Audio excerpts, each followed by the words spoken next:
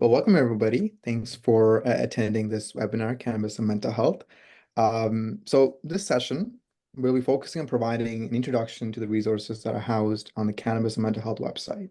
And more importantly, we'll be providing some hands-on guidance about how to actually use our resources in your community. Now I'm just going to pass it over to my colleague, Michaela, who will lead us through the land acknowledgement video. Great, thank you so much. So before we start watching the video, I just want to provide some background on how this video came to be. This was created in partnership with our Youth Action Committee and Connor Lafortune, our Indigenous Strategic Advisor, who's up on the screen right now. And they just really wanted to honor and reflect the nature of the project and its various members. So they created this video. The video and some additional resources are available on our website, so I encourage you to check it out after this video.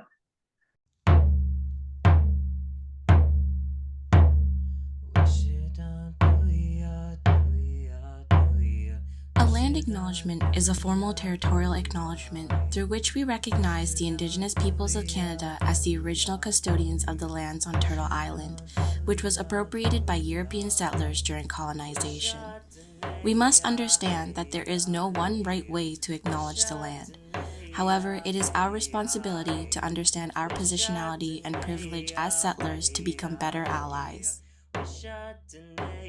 Ani bojo, Nimkins Indigenous Oki Kendan Donjaba Benishin Dondem Anishna Beninindao. My name is Connor Little Thunder Spirit Lafortune. I'm from Dokis First Nation and I am part of the Bird Clan. As an Indigenous person, I have an inherent responsibility to honor and respect the earth. I understand that due to the nature of this national project, we are not all on the same territories. I therefore acknowledge that the lands upon which we all reside and benefit from are called Turtle Island, where hundreds of nations, customs, languages, and practices live. I acknowledge and honor Shkogmakwe, Aki, Nebe, Shkode, Awisin, and Anikobjigen. These lands have been utilized and taken care of for millennia. I acknowledge and thank all of those who have worked these lands and continue to do so in order to give me a place to reside, work, and receive schooling.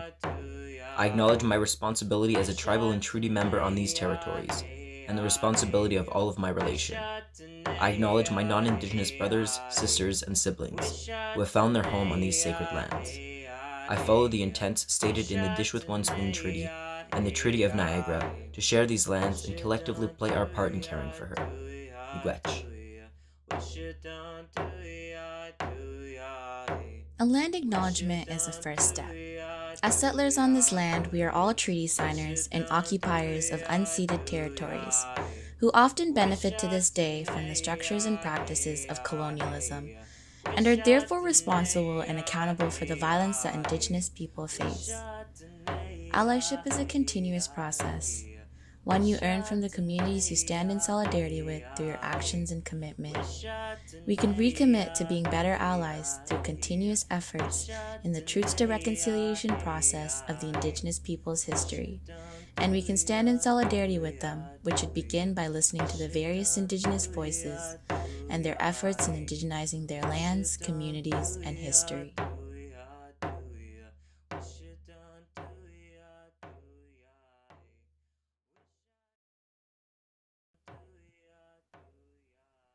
Perfect. Thank you, Michaela, for leading us through that. So it was nice to start a workshop or webinar with that video. Now, in terms of our team, we are a national project. We are led by our Diverse Youth Action Committee and supported by our leadership team of scientific advisors, strategic advisors, project management from across Canada. As we go through today's workshop, you'll hear from various members of our team, and we'll take this opportunity to introduce ourselves more formally. I'll start with myself. My name is Vijay Raj. I'm the outreach coordinator for the Cannabis and Mental Health projects, and I use the pronouns he, him. I'll pass it over to Michaela. Thank you, Vijay. Hi, everyone. Thanks so much for joining today. My name is Michaela, and I'm the research lead with the project, and I use she, her pronoun. Pass it over to Kia. Hello, everyone. Thank you for listening in. My name is Kia, and I'm a strategic advisor with the Cannabis and Mental Health Project, and I use she, they pronouns. I will pass it on to Carmen. Hi, everyone. My name is Carmen. I use they, them pronouns, and I am the Youth Engagement Advisor for the project, and I will pass it over to Nikki. Thank you. Hi, everyone. I'm Nikki Pankratz. I am a strategic advisor for the project, and I use she, her pronouns. Thank you. Perfect. Thank you, everyone. Next slide, please. So in terms of today's learning objective, or excuse me, in terms of today's or this webinar's learning objectives, we hope that from today's session you get a better understanding on how to use a resource in your community. In terms of our project's overarching objectives, number one is for you to gain the ability to feel more comfortable having open and balanced conversations. Number two, supporting youth in making informed decisions about their cannabis use and mental health. And number three is promote help seeking for those who may be concerned about their own or friend or family members' mental health or cannabis use. I'll pass it over to Michaela, who will lead us through the history of the project. Thanks, CJ. So to provide a bit of background on who we are and how we've gotten to this point, I'm just going to run you through quickly the history of our project. So we are a project of the Schizophrenia Society of Canada, or the SSC. The SSC has been a leader in this space, developing and disseminating targeted and nuanced approaches to cannabis education with and for youth. Originally, there was the Cannabis and Psychosis Project, and this looked at the relationship between psychosis and cannabis. With this project, we found that it was potentially a bit too specific for some folks, and we wanted to create something that would have a broader scope and meet the needs of a wider population. So that's where we got the idea for the Cannabis and Mental Health Project, which we started implementing around 2020. Unfortunately, COVID had different plans for us, so we did have to pivot to an online version. And this is where the idea for the Cannabis and Mental Health course came to be. Because it's virtual, we were able to get this information out to youth and youth allies without having to be in person. Around this time, we also heard that specifically from youth allies, so parents, teachers, youth workers, we heard that there weren't enough resources that they could use to start any of these conversations with the youth that were in their lives. So we started creating the mentor guide. We're going to touch on these two resources shortly, but that's just how they came to be. And then right now, we have created these two resources, and we're just working on getting all of the resources that we have out into community and into the hands of as many youth as possible.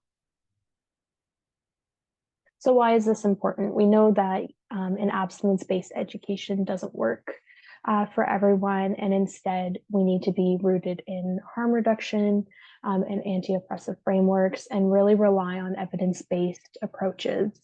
This includes creating a non-stigmatizing environment and ensuring that we're not judging anyone.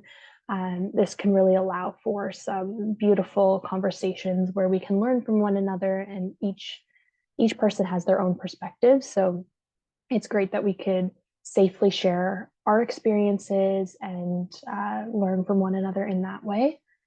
A lot of our work does center lived experience, so we try to include that in any of the resources that we include and create, and we do this with the youth that we work with through the Youth Action Committee, as well as a lot of our leadership team are youth themselves.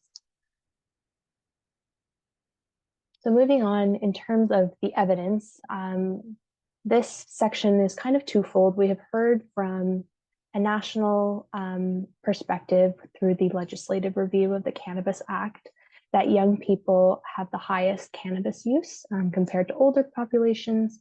And this isn't just in Canada. We see this trend globally as well. Canada does have one of the highest youth cannabis use rates. And this kind of tags along with the idea that youth themselves have said that there is not enough reliable and unbiased information that is tailored specifically to them and accessible. So here at the Cannabis and Mental Health Project, we really aim to ensure that our resources are accessible, that they are co-designed with youth so they meet their specific needs, as well as are accessible to them. The other section of this evidence, I guess, would be from any of the folks that have engaged with our resources. So through our course experience survey, as well as our website experience survey, we have heard that 89.2% of participants have found that our resources have helped them answer any of the questions that they may have when it comes to cannabis and mental health. And then 80.5% have said that they have learned more about how to minimize any risks that may be associated with cannabis use should they use to use. So moving on to the course, I'm going to pass it over to Kia and she'll do the walkthrough for us. Awesome. Thank you so much, Michaela. So this is what the course looks like once you've logged in and registered. So it starts with that amazing land acknowledgement video that VJ Michaela showed us. And then it breaks it down into the 4 modules. So in module 1, we have the basics. And in this module, we explore the basics around what is cannabis and what is mental health.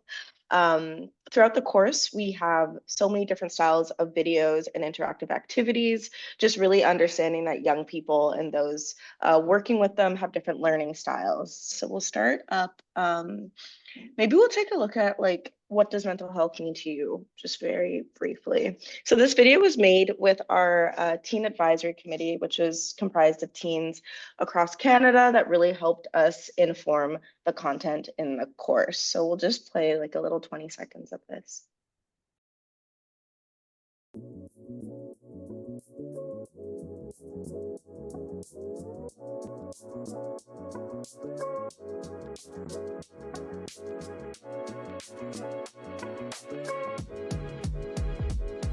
You know, it used to be something that I deemed as selfish. Taking care of yourself.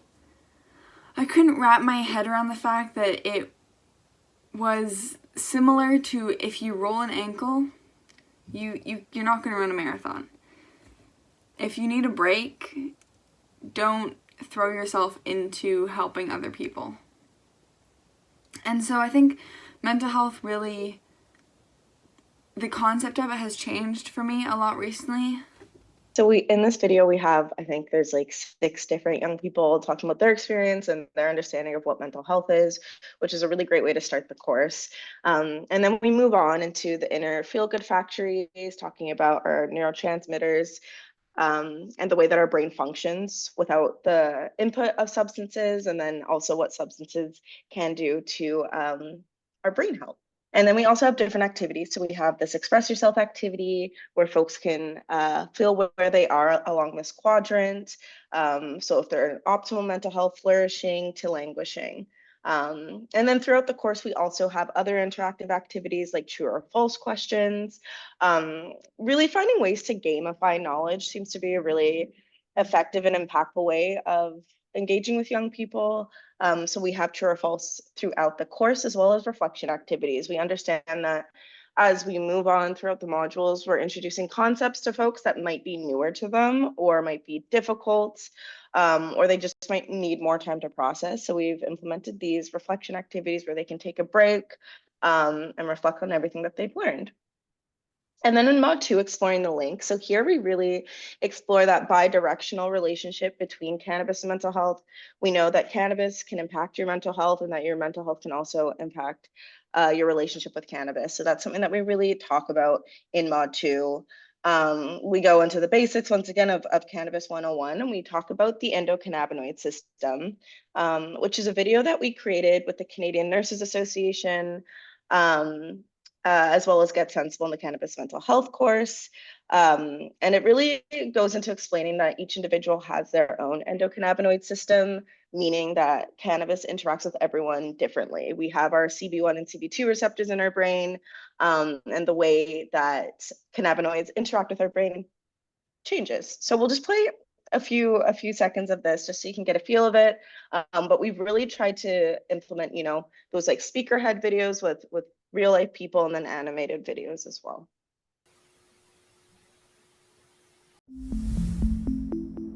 Wondering what the brain's endocannabinoid system is and how it interacts with cannabis? Let's look at cannabinoids and the endocannabinoid system. Cannabinoids are compounds found in the cannabis plant. Two of these, tetrahydrocannabinol, THC, and cannabidiol, CBD, are psychoactive components of cannabis, meaning they alter the way the nervous system functions. THC is responsible for the high feeling some people get, while CBD is not intoxicating in this way. So how do cannabinoids interact with the brain? That's where the endocannabinoid system comes into play. This is a system in the human brain that helps regulate mood, memory, and stress. So really recommend checking out this video. It's also available on our YouTube. It's just a really great high-level summary of what the endocannabinoid system is and what it means to everyone. And then in Mod 2, we also talk about cannabis and identity and the impact of stigma on young people when it comes to substance use and mental health. And maybe briefly, BJ, and then we don't need to stop so much, but I think the impact of stigma video is really great. It's a conversation between Heath and Elias, who were and are two young people that have had experience with cannabis-induced psychosis.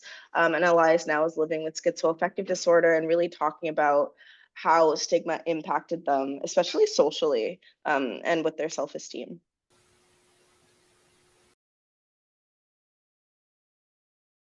When I heard you talk about stigma, actually, that really resonated with me, especially when you were like up on in front of all the people. Like it was really cool because you put it in a way that like really resonated with me, that you broke it down into like all the different parts. So not just like internalized stigma, not just like stigma from your peer group, not just stigma from like the other people around you, but like societal stigma too, and like the propagation of all of that through like different sources of like things that we like ingest is the wrong word, consume, media, just like interactions, like so many little ways that it kind of like permeates. And because it starts like kind of systemically, and then it's like societally, and then it's interpersonally, and then all of a sudden it's like this deeply rooted stigma that you have against yourself because you're like, well, I guess all I am is a stoner, right? Like so you'll see Heath and Elias kind of featured throughout the course. They had a couple interviews with one another, and it's really cool to just have young people take control of the conversation and learn from each other. And then as well, it's really important to touch on in Mod 2, we also discuss what is psychosis, understanding that there is a relationship between cannabis use and psychosis. And also a really common question that comes up, especially for young people, is can you become addicted to cannabis? And if so, what does the road to recovery look like? And how do I identify if someone I love or if I myself are struggling with a cannabis use disorder? And then in Mod 3, the legal and social issues. So the way I like to frame it is harm reduction goes just beyond the physical. Obviously, in this course and with our resources, we do like to discuss ways to prevent harms around substance use, especially cannabis use, physically, but also mentally. And in Mod 3, we talk about the social issues. So harm reduction socially, recognizing the impact and legacy that the war on drugs has left on marginalized communities, like Black, Indigenous communities, and communities with different socioeconomic backgrounds, and finding ways to repair those fraught relationships and the harms done. So in Mod 3, we really talk about the history of cannabis legalization, what prohibition means, understanding that a lot of drugs have been prohibited for only under like 200 years, some of them 100 years. So really understanding like prohibition is a younger type of practice, especially in North America. And then, the legal and social context around that.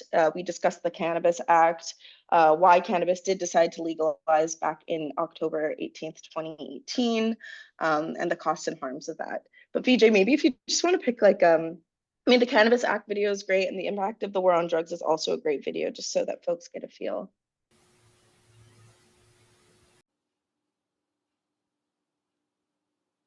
On October 17th, 2018, cannabis was legalized in Canada. The Cannabis Act is the set of government rules around growing, selling, and using cannabis. The Act aims to accomplish 3 goals. Number 1, to keep cannabis out of the hands of youth. Number 2, to keep profits out of the pockets of criminals. And number 3, to protect public health and safety by allowing adults access to legal cannabis.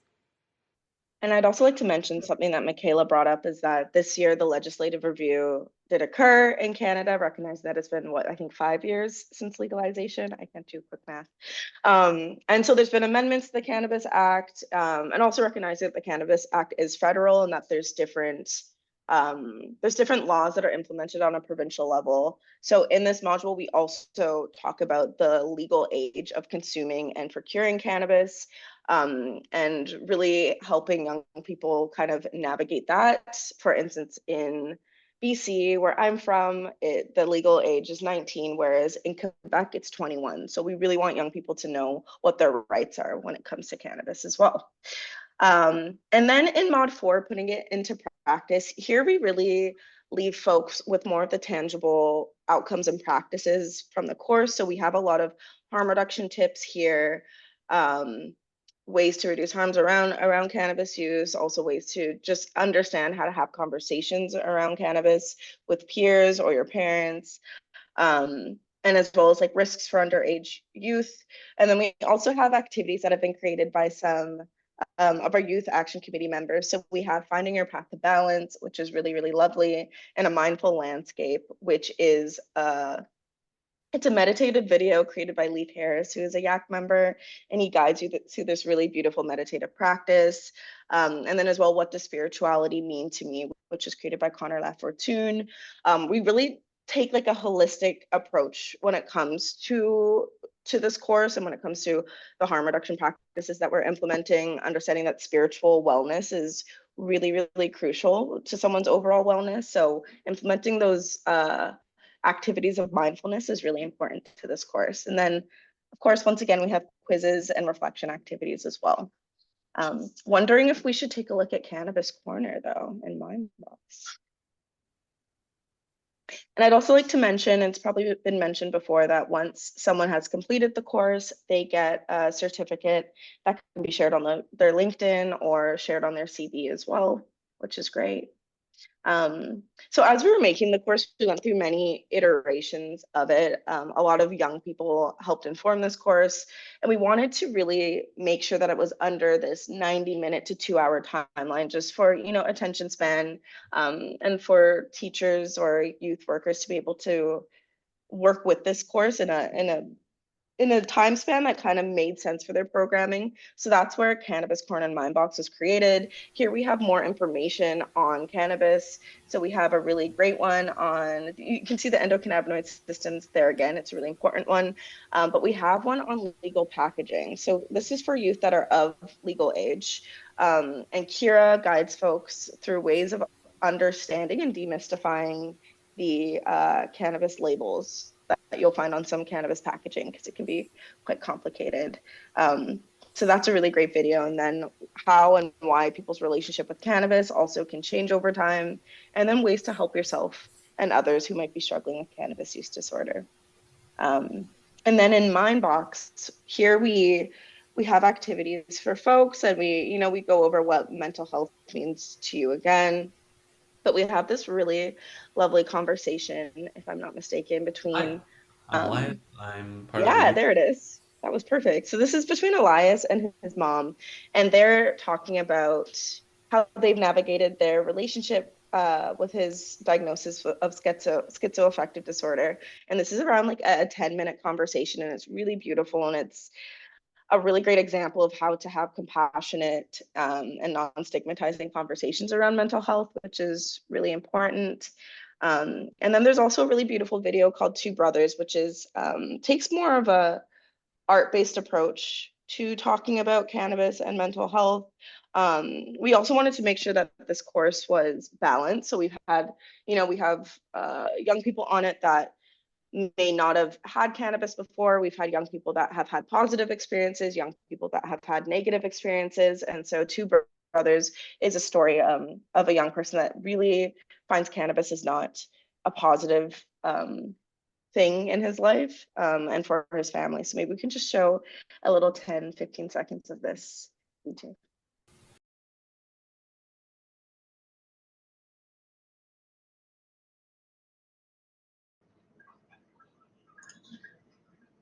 What would my life look like without cannabis? My counselor asked me this 3 years ago, bro. Remember Z? And how the pot we moved from back in the West End? I wonder what we would have done otherwise. Mom would probably be happy. She hates pot. But Dad wouldn't want us again. Bad for business. Maybe it's a silly question, but man, it got me thinking, what would we have done? I would have probably had a childhood and adolescence. It's not what I mean, it's just that's what you gave me to cope. This video is super impactful and really beautiful. And so yeah, we definitely recommend for folks to check out Cannabis Corner and Mindbox once they've completed the course. And yeah, I just love a lot of the like more personal stories that are shared throughout. But I'll pause there to see if anyone else wants to add any information about the course.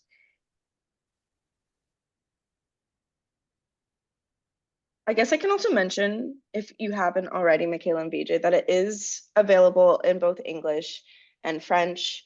And it's also available, you know, you can have it on your computer, but you can also have it on your cell phone. So we just wanted it to be as accessible to young people as possible. Thank you.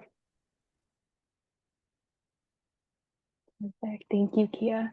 I think at this point, we're going to move over into our second resource, which is the mentor guide. And for that, I'm going to pass it over to Nikki. Thank you. Yeah, so I just want to start by saying that I work as a strategic advisor, but I'm also a mom to a 15 and 22-year-old, and I work at an Aboriginal Friendship Center as a youth support worker. So this mentor guide has been really important for me over the last couple of years. So when you go to the page, you'll see that you come to a section that invites you to either go into this mentor guide map, and that is one way to access the 35 different activities that are for people who work with youth or parents who have youth at home. Can you just scroll down the screen just a bit, VJ?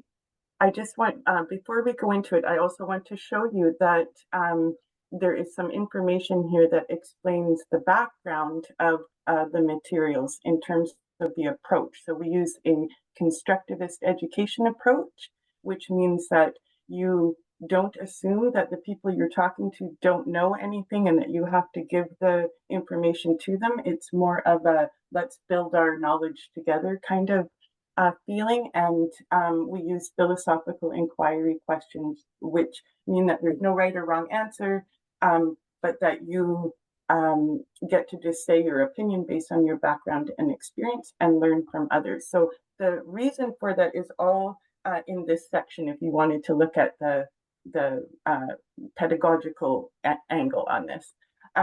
If you keep going down, you'll see that there is also this video that explains how to navigate the mentor guide. So if what I'm saying does not make sense, please I invite you to take a look at this video that explains it. But let's go up to the top and go into the 35 pieces. This is the easiest way for me because it's all lined up. But what you'll find is a collection of categories. So the first one is videos that come from the course or Mindbox and Cannabis Corner. We have songs that aim to start conversations. We have stories and poems. We have deep thoughts, which is more on the science side of things and spirituality. We have some worksheets that are self-explanatory that you can give to youth and then debrief with them after. And then on the move, this section requires either physical movement, going outside, moving furniture around, something like that. So, and just while we're here, you will see that we have title, theme, and then mental health or substance use as categories. So what this means is that you will be able to decide if you only want to talk about mental health issues or only want to talk about substance use or both. You kind of have a choice here. And you can also see what type of youth-related theme is discussed in each piece, but there are also many more. These are, it's nice to think of these 35 ideas as sort of like the sparking conversation that leads into perhaps inviting a youth to take the course, or doing the course with the youth, doing it together. So these are just conversation starters for the most part, but they can be packaged up into a workshop or other things. So let's take a look. Let's start with a song. If you don't mind going up to the top, BJ. We'll just quickly show you one of these and one other activity. Let's go to Ramble On. This is a Led Zeppelin song. I've used this many times with youth of different ages. And so, and surprisingly, even this weekend, I was with some youth who were like hardcore rockers, and they love Led Zeppelin. So what you'll come to is a link to the video, and then a little bit of an explanation about what the main themes are. And then you'll see handouts, facilitator and participant.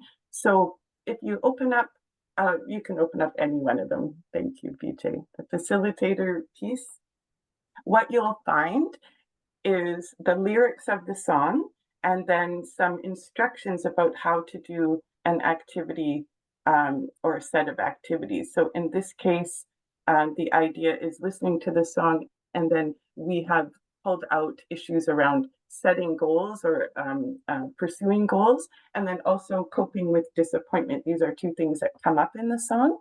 And this is the one song in our collection that brings up issues around both substance use and mental health. And then if you go right to the bottom, you'll see that there is an invitation to always get the youth to pick a song that means something to them. So really, these are just to start the conversation, but inside, I usually am doing it just to find out what the youth actually listens to, and then continuing the conversation from their angle. Can we go down now to On the Move section? Oh, yes. We'll show you one more. This is another activity that we've done many times in different settings. We have if you open it up, yes, you will see again, in this case, we do have a video of youth at a university, in this case, doing the activity. Even though this activity guide was more directed toward people who work with 12 to 18-year-olds, it's suitable for that. But of course, with philosophy and talking about meaningful things, any age is appropriate. So I on the weekend, for example, did this activity with youth 13 to 24. So we had quite a large group. And I'll just point out, if you can just scroll down a little bit more, I forgot to mention, BJ, about the fact that all of the activity steps are also online. So if you only had your phone with you, you could still, or your laptop, you could still access everything. You don't need to use paper at all if you don't want to. It's just helpful sometimes if it's literacy related stuff you're doing, or group work, and you set them off into different places. It's nice to have paper.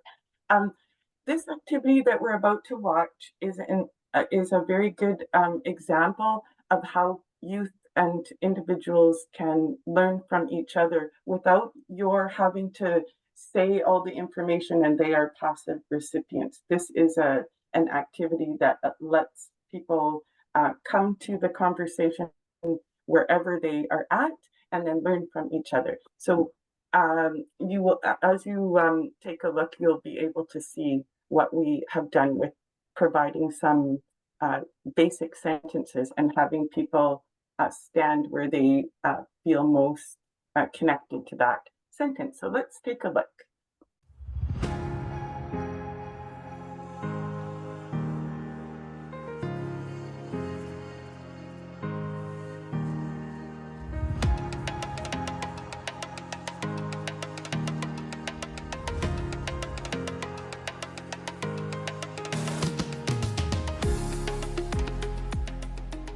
People should avoid using cannabis until they are 25 years of age or older.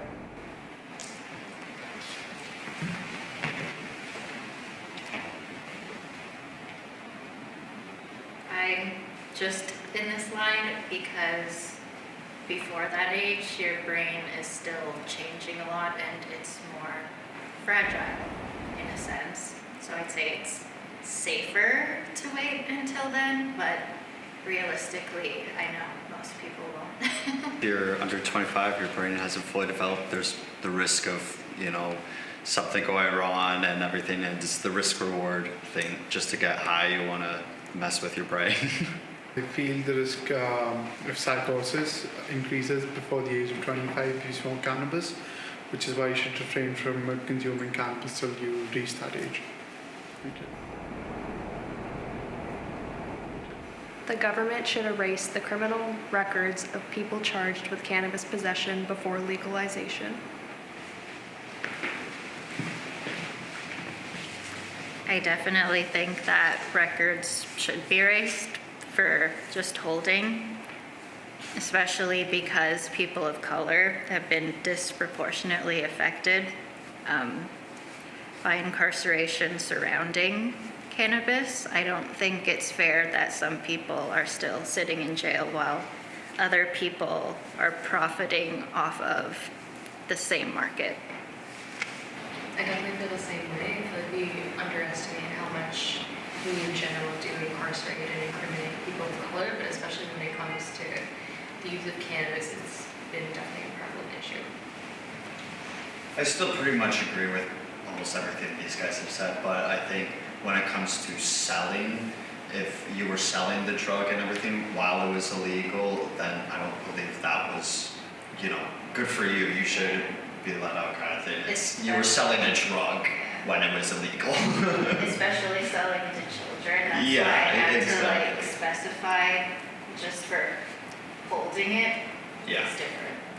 I think it makes, you can see how this works, that you, depending on the crowd that you have different, you will have a different experience with that activity. So, but it just goes to show you that this is a way that can bring people together to get to know each other better, and then you're able to go choose the next set of activities based on what you actually know. And we also give you some suggestions here. These activities that are on the right side are other activities that are related in theme or in some ways connected. So I think what we will do, if you don't mind, is go to the piece that shows the tutor tips on the front page. I want to point out one piece that was made after using these activities for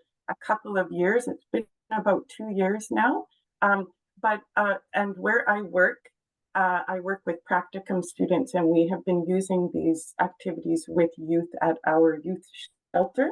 They come from all over the island, different socioeconomic backgrounds and ethnicities. It's a very diverse crowd. After working with them, we came up with this sort of set of tips, especially relevant to when you're working one-on-one with youth and these materials. So we just learned a few things and put them together about being respectful to the youth in this conversation, how to make sure it's an egalitarian conversation, and of sharing perspectives and getting to know folks.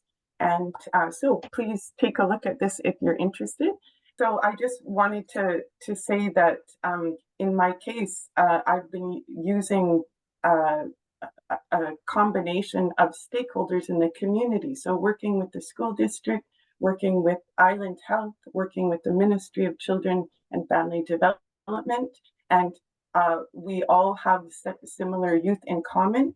And this is one tool that has brought folks together because we are now working together in this community to put on some dinner and dialogue series around substance use and mental health using these materials. And that will happen in the fall. So I'm very grateful to the uniting and community building aspect of the project, and especially as a way to help more youth engage with the course and get information directly from youth by youth. So I think that's all. Thank you for listening. Thank you, Nikki. And Michaela, if you can put up that last slide there, there's like a post survey, post workshop survey we have. So if you've listened in, if you tuned in, it'd be nice for us to get some feedback on the workshops that we do here. And if you have any questions, you can always reach out to us in any of these emails that you see on screen. And apart from that, I think that's it from everyone else from our team. Thank you so much for attending, and don't be afraid to reach out if you have any questions. Thank you so much. Bye, everyone.